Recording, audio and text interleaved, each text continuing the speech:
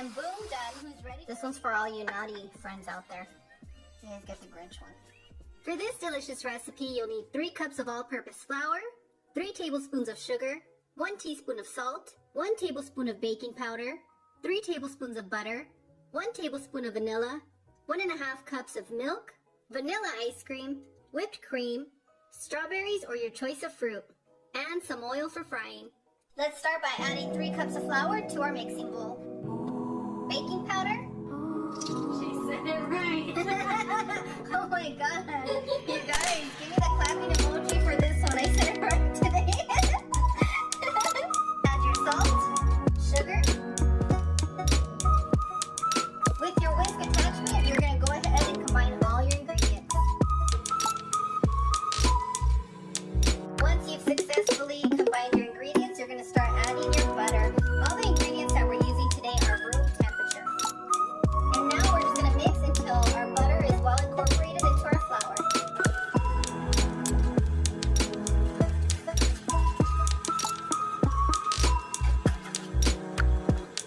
Add your vanilla to your milk, and for those of you that want to change the color to this recipe, you can add your food coloring to the milk and then add it into the mixing bowl, and you can change it depending on the season. I'm going to remove the whisk and I'm going to attach the hook. For those of you that can't consume milk, not to worry, this recipe tastes great with water as well. I'm going to add our milk mixture. I'm going to start mixing our ingredients until everything is well combined, and that should take you anywhere from 3 to 5 minutes.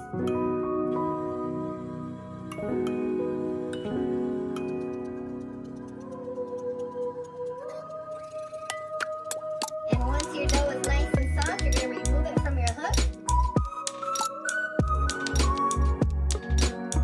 Make it into a nice little ball. You can use a different bowl or you can use your mixing bowl. I'm going to cover it with a damp kitchen cloth for 15 to 20 minutes. And here I've already mixed a Grinch themed dough.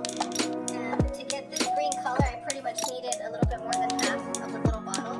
But it's nice and soft. It's been resting for 20 minutes. And now it's time for us to roll out our dough.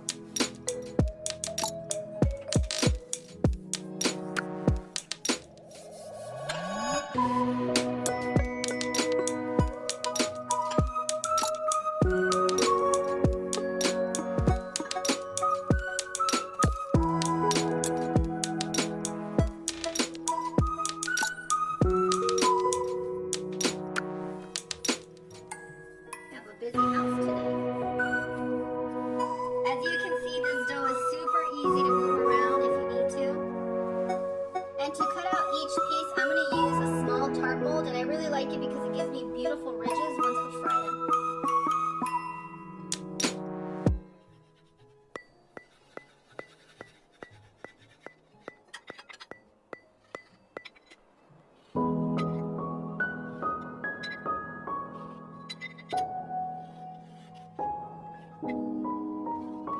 And just like that, we have our little puffs ready to fry. And treat the dough like you would any kind of pie. Just mold it back up, roll it up, and continue to cut your pieces. With an uncoated wooden spoon, wooden chopstick, or your toothpicks, you're going to place it into your oil. Once you see that it's bubbling around your spoon, you're going to go ahead and say, hey, we're ready to fry. But if you see smoke coming out of your pan, that means it's too hot, and you're going to have to wait 15 to 20 minutes to pull it off. You're going to place your sweetie into the oil. Don't get too brave. Be careful. You don't want to burn yourself. It's hot in there.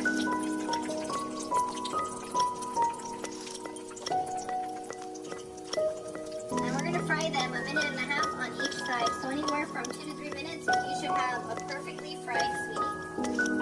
You're like a white hyper. White hyper, yeah. Like you're quiet, but like there's a lot of mechanics going on. Yeah. I'm like interesting. Now, another reason why I love to make these crow is because when you're ready to flip, you'll see it puff up all the way. You see that? This one's just slightly getting there, but that will be ready.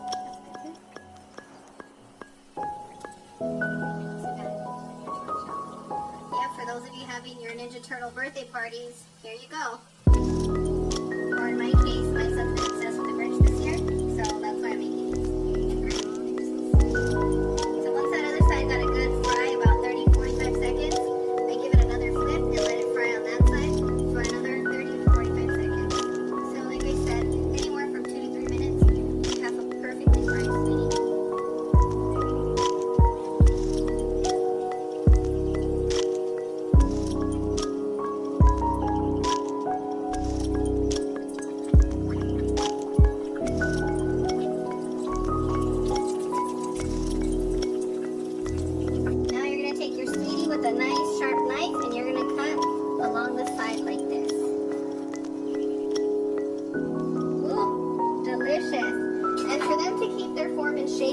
a paper towel, or you can use these little wax papers that I have. It's not necessary, but for me, it just gives me an extra assurance when it's time to fill them. And I'll be able to fit 3 into this little big pot.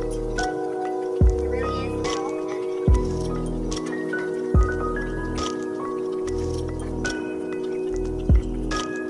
and most of the time, your squeeze are going to flip up this way, and that's going to be time for you to go ahead and flip up to the other side.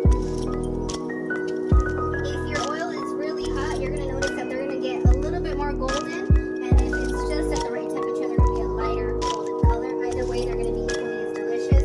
These have been sitting here for a good 2 to 3 minutes, so now we're going to go ahead and slice them with a nice sharp knife. Okay, they smell so good. So I'm going to use a wax paper. You can use a paper towel, just anything to keep them open and allow that steam to release. I'm going to set that to the side. I'm going to do the same with the remaining little sweeties.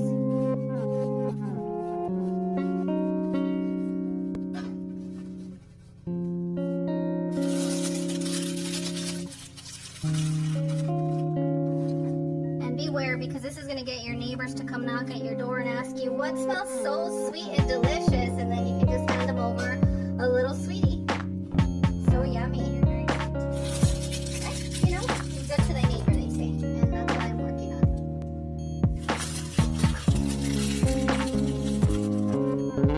Before we fill our sweeties, we're going to slice our strawberries. And you can make this with whatever fruit you have on hand. You can use kiwis, banana, believe it or not, orange, and I'm going to say it, peaches. Sorry, Father. She's going through withdrawals of Palisade peaches, you guys.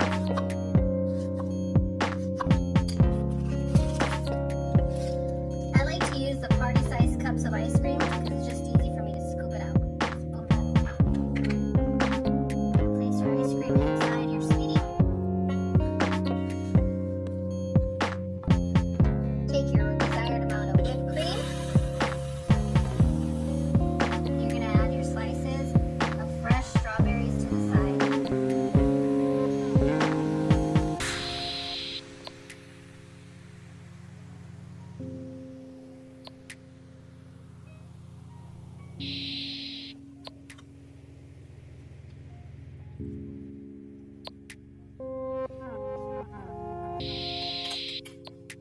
And when you're done, you want to give it a little dusting of powdered sugar. And boom, done. Who's ready for a bite? And guess what? You can freeze them. Place them into a little wax paper like this. You can find these in the same area where you find your Ziploc bags.